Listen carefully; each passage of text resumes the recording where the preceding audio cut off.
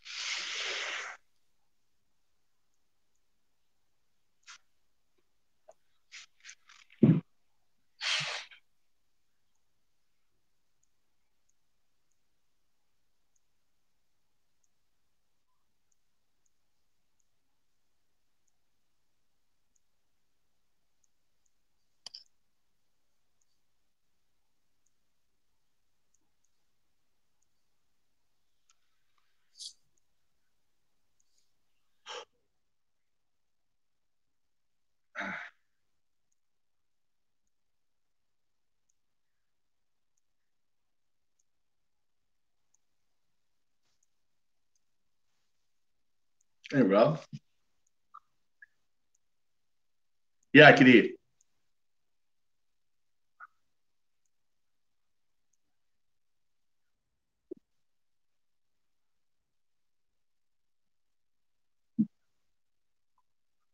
Yeah, you know what? I'm in the room now, so it's different. I was outside. I couldn't hear.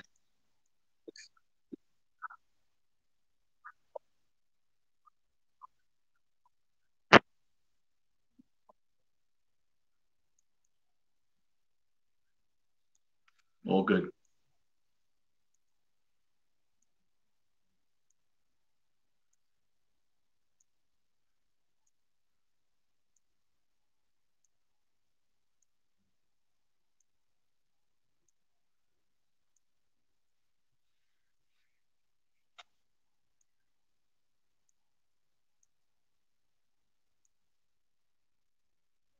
I don't know.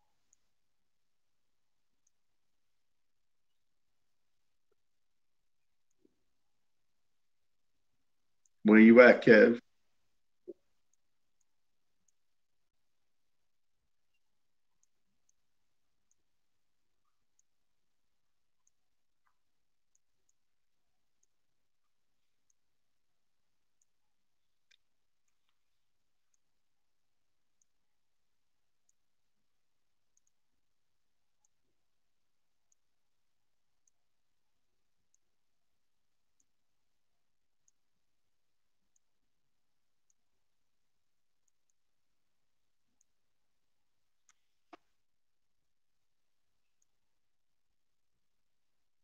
Who's that?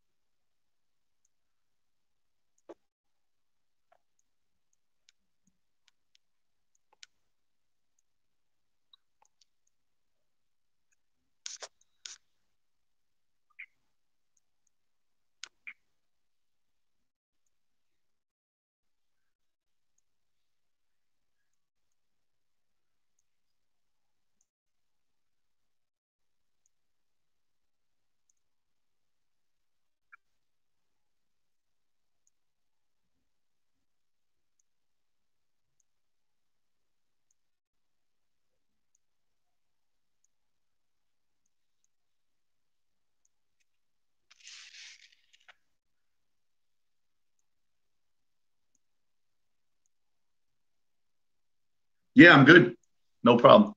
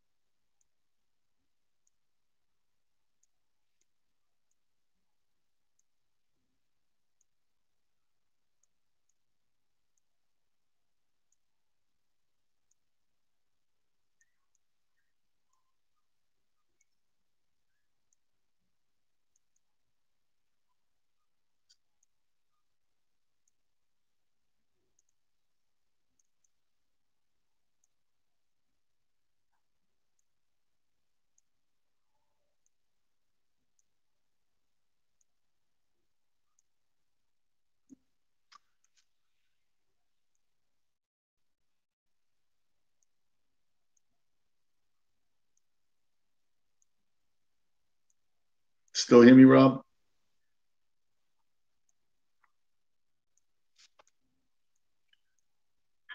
Okay.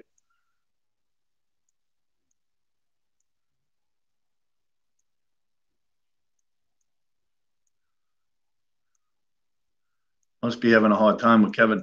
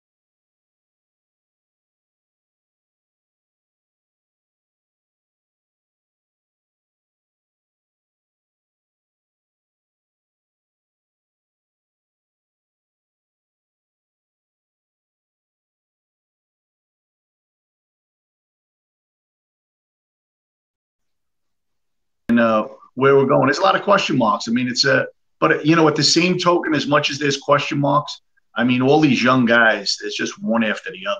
So you got to be excited about just seeing that, see who's going to make some headway and see what the future maybe, we'll see. I'm excited. I mean, listen, you're a Jet fan, so you're going to be excited. Everybody, nobody's giving us a chance. We're 32nd in the league. We got no chance. We're expected to lose to everybody. We're going to win one game, according to USA Today and Sports Illustrated. So I'm sure those guys are motivated. I mean, it motivates me just reading it and getting aggravated. It pisses me off. I'm sure it's really getting to those guys. They're professionals and they're all young guys. I'm an old man now, but I still got that fire in me. I'm still ready to. I swear to God. We'll see where it goes. I love what I'm hearing about Josh McCown and his leadership, and it seems like that quarterback room must be pretty exciting to see that quarterback room. Especially for these young guys, Petty and Hackenberg, because this guy's a true professional, and that's all you keep hearing. So should be interesting. I like what I'm hearing with John Morton and Jeremy Bates. I mean, the kid Bates took some time off there. I read that article about him going hiking and taking years off. So he's got to be motivated. You had a lot of motivation on that team. There's something to be said for McCagnon and Bowles putting this coaching staff together. I like what I'm seeing so far. Well, I mean, obviously results are the bottom line, but I do like what I'm hearing. Yeah, Ned, you briefly touched on Josh McCown, and I've noticed that too. Watching him, the way he talks and interacts with Hackenberg and Petty, just kind of relaying what the message is from John Morton, getting these guys in and out of the huddle. Offensive line sprints to the line every time. You can already see that, this is going to be like a little bit of an up-tempo offense, and that should just have Jet fans excited, Oh, yeah. Listen, a lot of positions up for grabs, and these guys, there's nobody safe. I mean, look at the team. Really, in reality, I mean, who said that nobody can sit on that team and say safe? There's no malcontents, and there's nobody sitting on a big contract. I mean, even Mo Wilkerson's not sitting on a big contract. I mean, he's basically in his last year. They can so you got to earn it now. Yeah, you got to earn it. I think the biggest thing for Mo right now is the fact that, last year he was coming off that injury, and, he was a little pissed off about a lot of things that were going on, with the coaching staff and with Fitz and B. Marshall. And, he might not have said it, but you can see it. And Ed, me and you talked about this a lot last year. So, I can see a lot of that coming. But right now I think, that D-line, minus Big Cap is big because Big Cap played great all last year. And if those three guys actually get it together like they did, the year before, that's a formidable front D-line right there that can put a lot of pressure on QBs and I just think Mo right now is in a place right now where he's saying he wants to get back to his form before last year. And Sheldon's hungry. Oh, no doubt. And I think he's basically the same guy. He's not having to deal with B. Marsh and Fitzpatrick, all of that stuff now either. So those guys come into camp with a different mindset, and from here on out, from what I'm seeing and what everybody's saying, Sheldon is the old playful Sheldon again. And, that's a great thing for the D-line. Go ahead.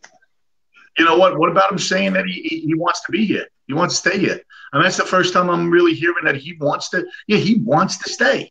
He wants to be a part of what they're building. So he sees something. I mean, you listen to McCagnon and on ESPN on Hahn and Humpty the other day, and he was saying that what he kept hearing was these guys talk about chemistry. So they're building something. And you're going to start to see who the leaders are going to be on that team. Everybody's going to have an opportunity. There's no real leader right now.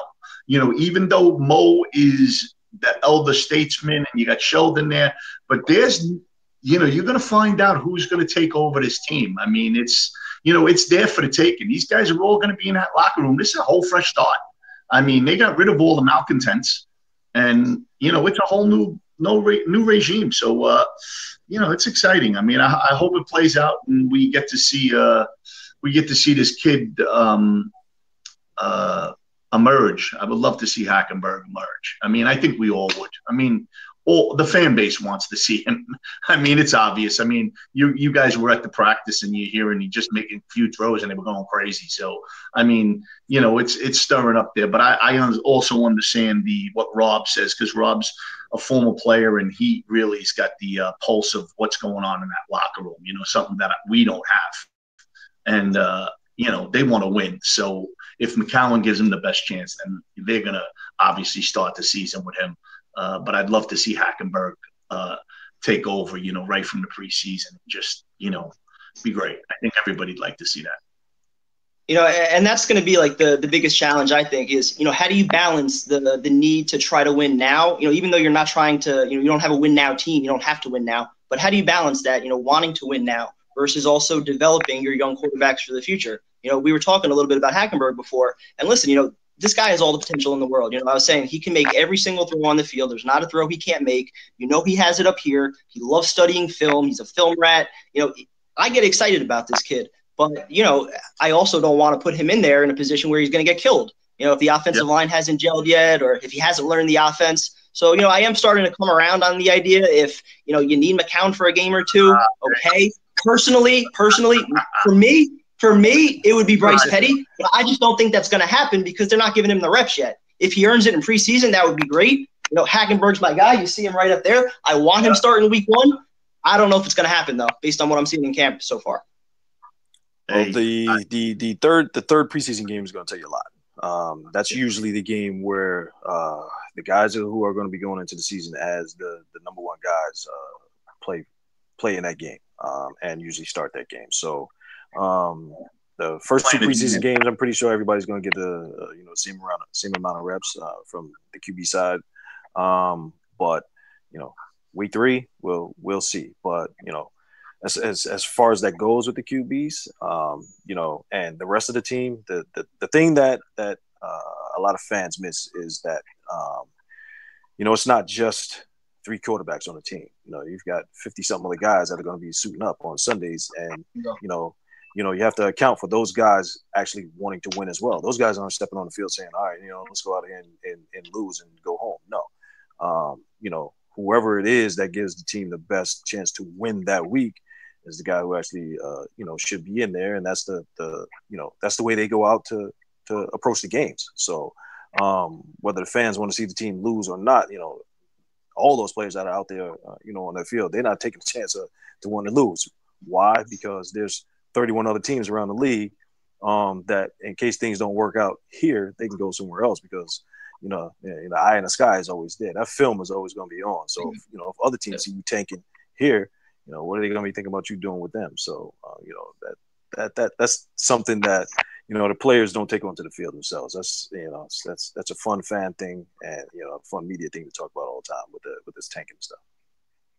Well, I'll tell you what, I still stand by before any preseason games.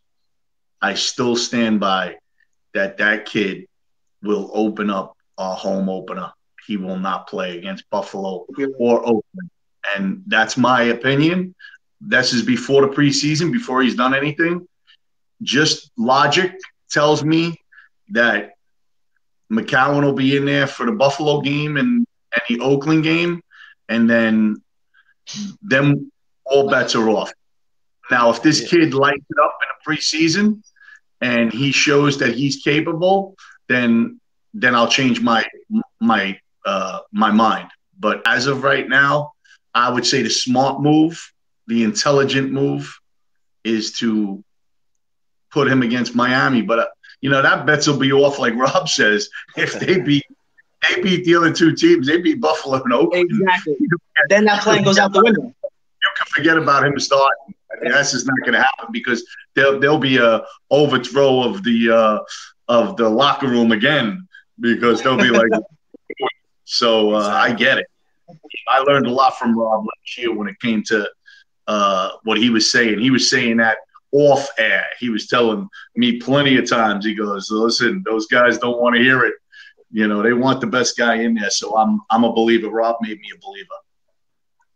And you'll see it. You know, once the season starts, it's it's not going to be like last year where we have a situation where the KC Fitz thing. He's allowed to stay in the game throwing 6 interceptions when the game is actually still winnable. And it's only a game. Correct. And then that's basically when defense started to rebel. I seriously doubt you'll see a situation that happened like that this year. If McCown comes out of the preseason as a starter, and he goes into a game where he starts to turn the ball over, I'm almost positive Bowles and the offensive coach is going to have a quick hook this year. All right, so with that being said, we got a few minutes left in the show. So if there's anybody out there that has any questions for myself, for Rob, or Ed, feel free to fire away. We've pretty much, I think, covered almost every single topic. I don't know if there's anything else that you guys wanted to talk about that we haven't addressed yet. Anything on your mind? Not this week. Still early in camp. Get a few more subjects to pop off for the rest of these plays. Was that it? I like what I'm hearing about these tight ends. I'll tell you that. I like that. Absolutely. And I like this Morton is old school football. It sounds like he wants the fullback in there. How many times, Rob, did we talk about, and Kevin, did we talk about not making that 3rd and 1? That 3rd and 1. I mean, how many times we couldn't sustain a drive, 3rd and 1, 4th and 1. I mean, so it looks like he's going to go back to old school football as far as that goes. I'm sure he's going to have a spread and everything else because he said he's only got a third of the offense in right now. So we'll see. But exciting. You could definitely notice that. You could definitely notice that in the first few days of camp. A lot of the routes, they were very short, very intermediate. You saw a lot of passes to the halfbacks and the tight ends. I think that's what the offense is going to be about, getting the ball to the guys in space, and just letting them do their thing. I don't think that, they want to put Hackenberg, if he's the guy, which I hope he is, in a position where he's going to be dropping back 5-step drops and, getting killed all the time. They got to put him in a position where he's going to succeed. The one thing that happens during camp most of the time, especially when you have a new regime in coaching changes, player changes, the defense is usually way ahead of the offense.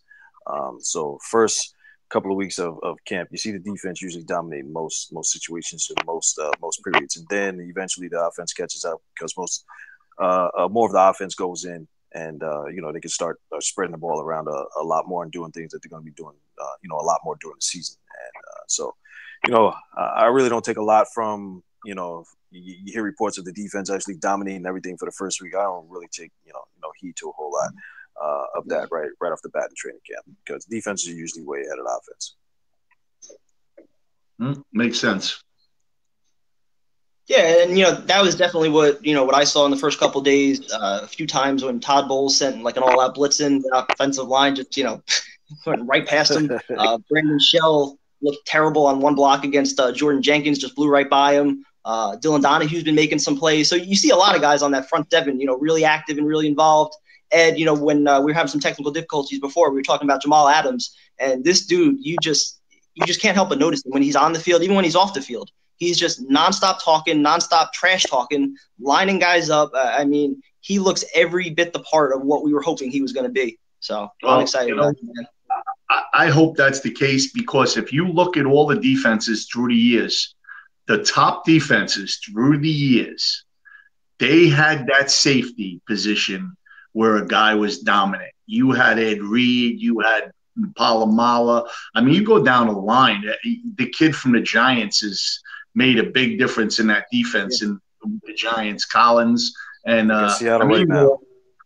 You can go on and on through the years of safeties that just dominated Atwater. And it was just guys that Ronnie Lott, with the Niners. You go on and on. I can't think of, I'm drawing a blank with some of the guys, but you go through the history of the NFL and you see that the safety position is huge. And when they have that back end covered, man, it could be chaos.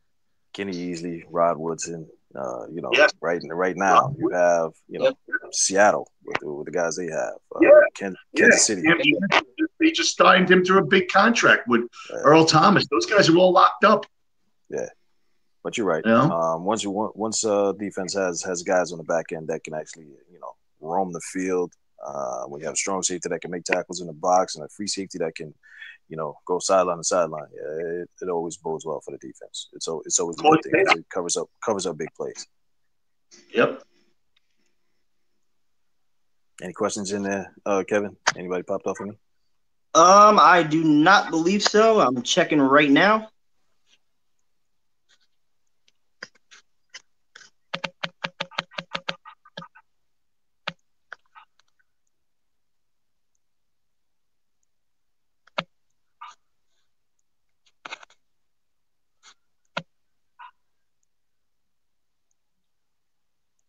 Question free for the first segment.